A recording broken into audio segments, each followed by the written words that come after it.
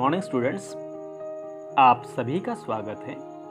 दोस्तों, हम अध्याय 5वां औरतों ने बदली दुनिया यह अध्याय पढ़ने जा रहे हैं और यह उसका दूसरा भाग है।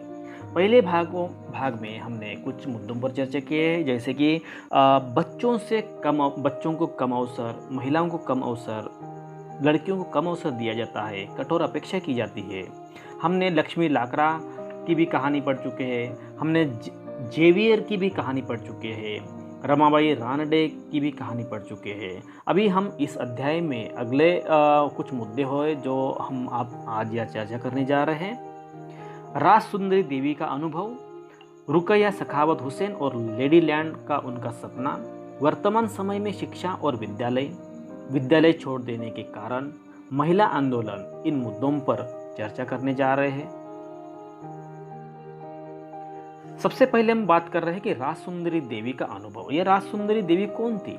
तो इनका जन्म 200 वर्ष पूर्व पश्चिमी बंगाल में हुआ था। तो यहाँ आप देख रहे हैं कि 1800 से लेकर 1890 तक उनका यह जीवित कार्यकाल है और 60 वर्ष की उम्र में उन्होंने बांग्ला भाषा में अपनी आत्मकथा लिखी थी और यह उनकी आत्मकथा आमार जीवन नामक किताब है और यह भारतीय महिला द्वारा लिखित पहली आत्मकथा भी जानी जाती है।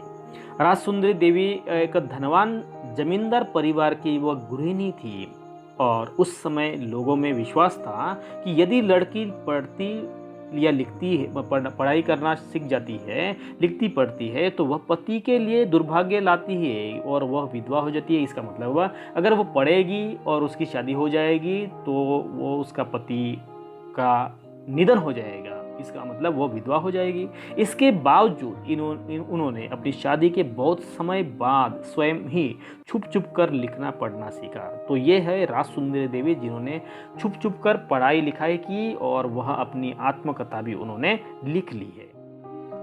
वह अपने अनुभव बताते हुए कहती है कि मैं अत्यंत सवेरे ही काम करना शुरू कर देती थी और उधर आधी रात हो जाने के बाद भी काम में लगी रहती थी। बीच में भी विश्राम नहीं होता था। उस समय मैं केवल 14 वर्ष की थी। मेरे मन में एक अभिलाषा पनपने लगी। मैं पढ़ना सीखूंगी और एक धार्मिक पांडुलिपि पढ़ूंगी।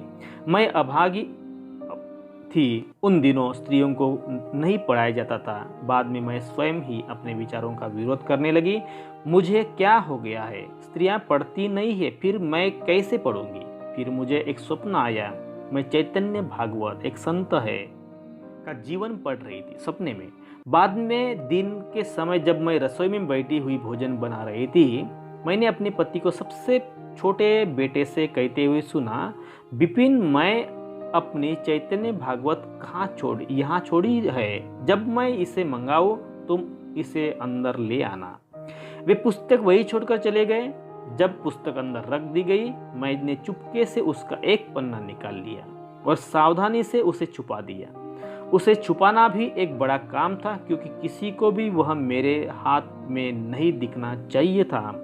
मेरा सबसे बड़ा बेटा उस समय ताड़ के पत्तों पर लिखकर अक्षर बनाने का अभ्यास कर रहा था। उसमें से भी मैंने एक छिपा दिया। जब मौका मिलता मैं जाती और उस पन्ने के अक्षरों का मिलान अपने याद किए गए अक्षरों से करती।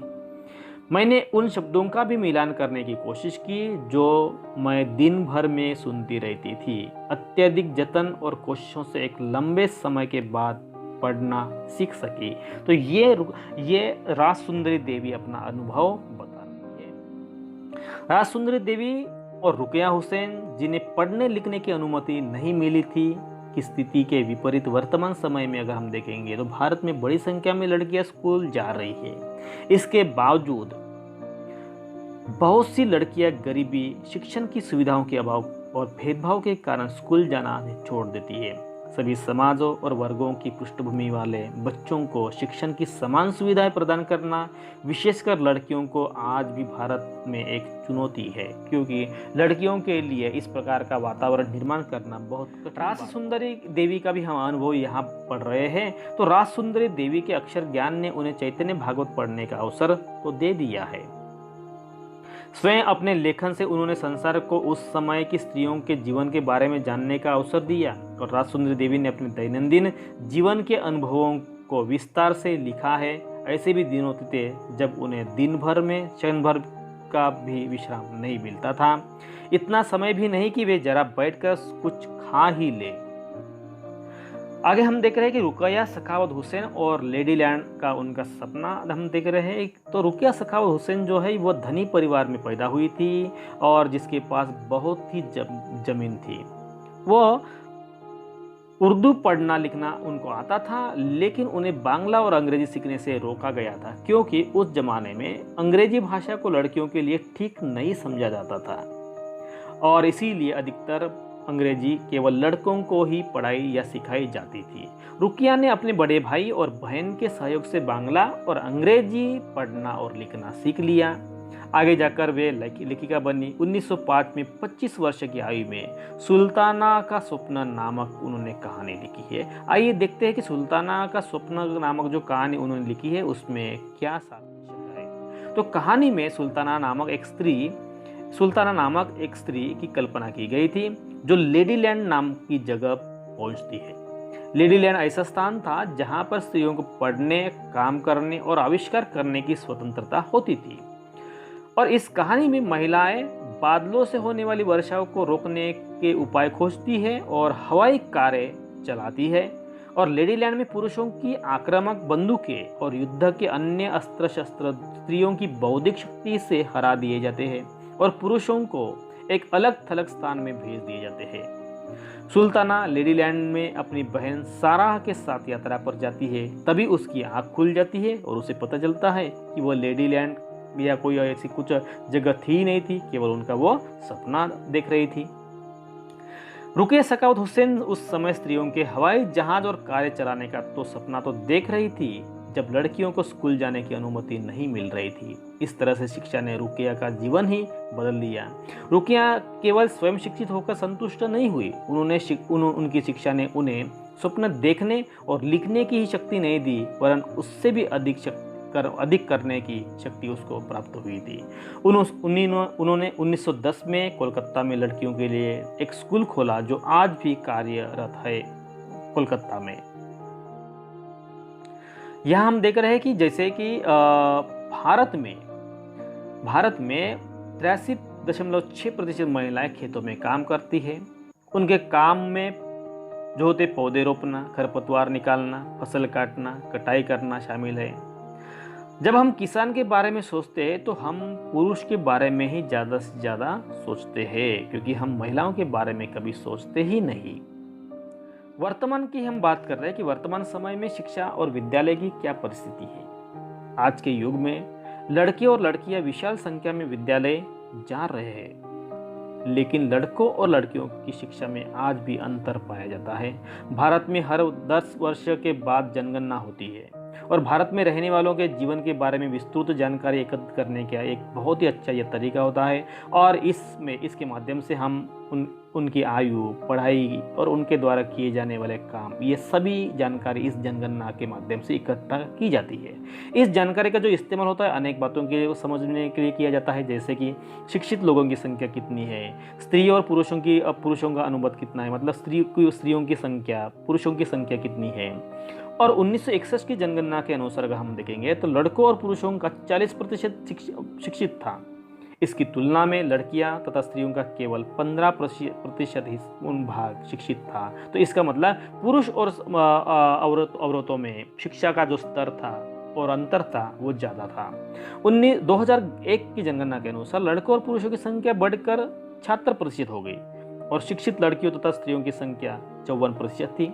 इसका अर्थ पुरुष और स्त्रियों दोनों के बीच अनुपात बढ़ गया है, जो पढ़ लिख सकते हैं और जिन्हें कुछ हद तक शिक्षा मिल चुकी है। लेकिन तुलना में अगर हम देखेंगे तो पुरुषों का प्रतिशत अधिक है। इनके बीच का अंतर अभी भी समाप्त नहीं हुआ है, क्योंकि स्त्रियों का जो शिक्षा का जो प्रमाण है, साक्षरता का जो प्रमाण है, आज भी कम दिखाई देता है। वर्तमान में हम समय की शिक्षा और विद्यालय की जब बात कर रहे हैं तो तालिका यहाँ दी गई है। इस तालिका में विभिन्न वर्गों की उन लड़कों और लड़कियों का प्रतिशत यहाँ दर्शाया गया है। और जो बीच में ही विद्यालय छोड़ देते हैं, मतलब कि जिसको हम ड्रॉप आउट कहते हैं, शासकीय शब्दावली में दलितों के लिए अनुसूचित जाति और आदिवासियों के लिए अनुसूचित जनजाति शब्द का इस्तेमाल किया जाता है। तो यहाँ हम देख रहे हैं कि अनुसूचित जाति और अनुसूचित जनजाति। तो यहाँ इस टेबल के माध्यम से भी, इस तालिका के माध्यम से भी हम ड्रॉप आउट का दर जो है यहाँ प्रतिशत में बताया गया है। अगर हम यहाँ देख रहे हैं कि यह पहले कॉलम में दिया गया है कि स्कूल का जो स्तर है यहाँ, और यहाँ सभी का यह एक कॉलम है, और बाद में अनुसूचित जाति और बाद में अनुसूचित जनजाति दिया गया है। अगर प्राथमिक कक्षा 1 से 5 तक हम देखेंगे तो ड्रॉप आउट का जो प्रमाण है, लड़के 4.37, लड़कियाँ 3.88 और कुल अगर देखेंगे 4.13। और यह अनुसूचित जनजाति की अगर हम बात करेंगे तो यहाँ उनका ज़्यादा ड्रॉप आउट जो दर है, इसका इंटरप्रिटेशन हम कर रहे हैं कि सब लड़कियों की श्रेणी की तुलना में अनुसूचित जाति जिसको हम बोलते हैं एससी कैटेगरी के, और जनजाति मतलब कि एसटी कैटेगरी के लड़कियों की स्कूल छोड़ने की दर अधिक है। और दलित व आदिवासी पृष्ठभूमि की लड़कियों के स्कूल में रहने की संभावना भी कम है। यहाँ वर्ष 2001 में जब जनगणना की गई है, उस जनगणना के अनुसार दलित और आदिवासी लड़कियों की अपेक्षा मुस्लिम लड़कियों की प्राथमिक शिक्षा पूरी करने की संभावना और भी कम रहती है। मतलब क्या है, जो दलित और आदिवासियों की तुलना में मुस्लिम लड़कियों की स्थिति बहुत ही खराब नजर आती है। मुस्लिम लड़कियां स्कूल में लगभग 3 वर्ष रह पाती है, जबकि अन्य समुदाय की लड़कियां स्कूल में 4 वर्ष का समय बिता पा रही है। तो ये निष्कर्ष में आ गया है। अभी हम देख रहे हैं कि जब इस प्रकार से ड्रॉप आउट हो जाते हैं कि या स्कूल छोड़ देते हैं बीच में ही, तो उनके कारण क्या क्या हो सकते हैं। तो जनरली दलित होते हैं, आदिवासी होते हैं और मुस्लिम वर्ग के जो बच्चे होते हैं वो स्कूल बीच में ही छोड़ देते हैं। इसके कारण देखिए, पहला कारण है कि ग्रामीण और गरीब क्षेत्रों में नियमित रूप से पढ़ाने के लिए उचित स्कूल और शिक्षक उपलब्ध नहीं होते हैं, और इसीलिए बच्चों को कोई दिलचस्पी नजर नहीं आती और इसीलिए वो बीच में छोड़ देते हैं। दूसरी बात है कि विद्यालय जो होता है कि वो दूर होता है, स्कूल उनके घर से दूर होता है और वहाँ यातायात के कोई साधन नहीं होती है आना जाना करने के लिए, और इसीलिए अभिभावक अपने लड़कियों को स्कूल नहीं भेजना चाहते हैं। तीसरा कारण है कि कुछ परिवार अत्यंत निर्धन होते हैं और अपने बच्चों के ऊपर इतना खर्चा नहीं करना चाहते, बच्चों का पढ़ाने का जो खर्चा होता है वो उठा नहीं पाते और इसीलिए वो बच्चों को स्कूल नहीं भेजते। चौथा कारण ये भी है, बहुत से बच्चों के साथ शिक्षक तथा उनके सहपाठी भेदभाव करते हैं और इस भेदभाव के कारण उनमें एक न्यूनगंड निर्माण हो जाता है और इसी सदमे में वो रहते हैं और इसीलिए बच्चे स्कूल को अवॉइड करते रहते हैं। तो इस प्रकार के विभिन्न कारण हो सकते हैं और जो कारण विद्यालय छोड़ देने के लिए उनको मजबूर कर देते हैं। अगला मुद्दा है हमारे सामने कि महिला आंदोलन।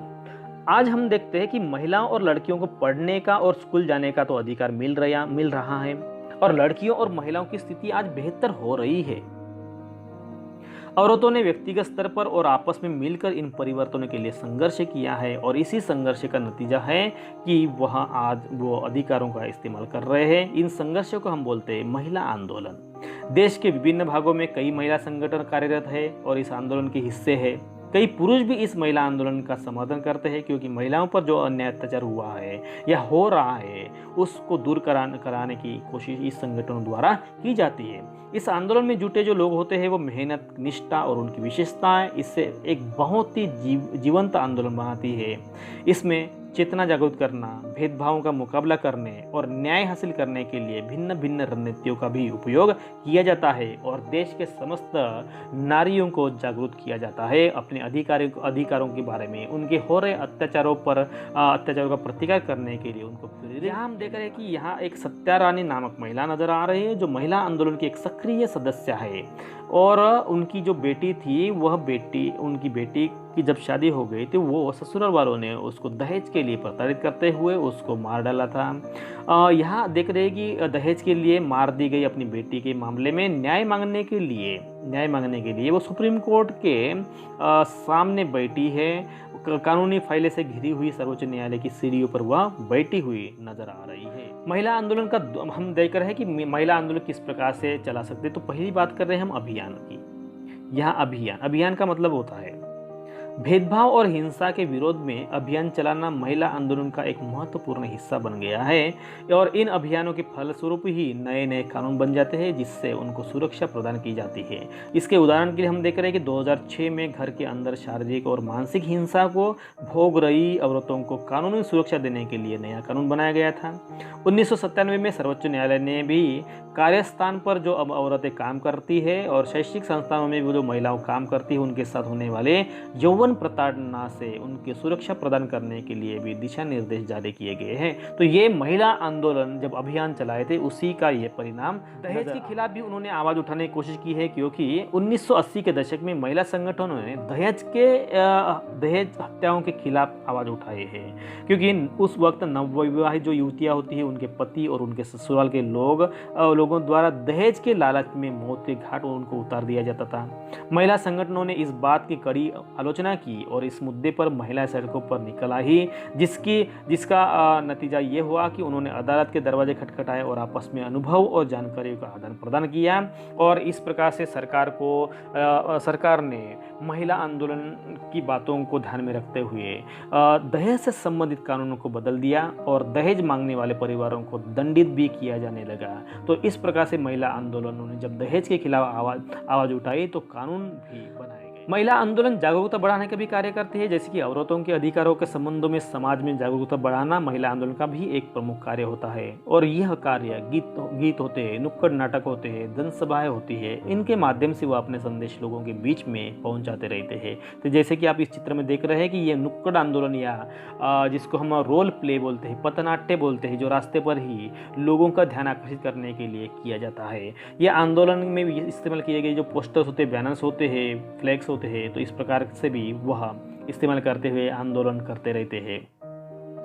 महिला आंदोलन में एक विरोध करना भी होता है जब महिलाओं के हितों का उल्लंघन होता है, जैसे किसी कानून अथवा नीति द्वारा।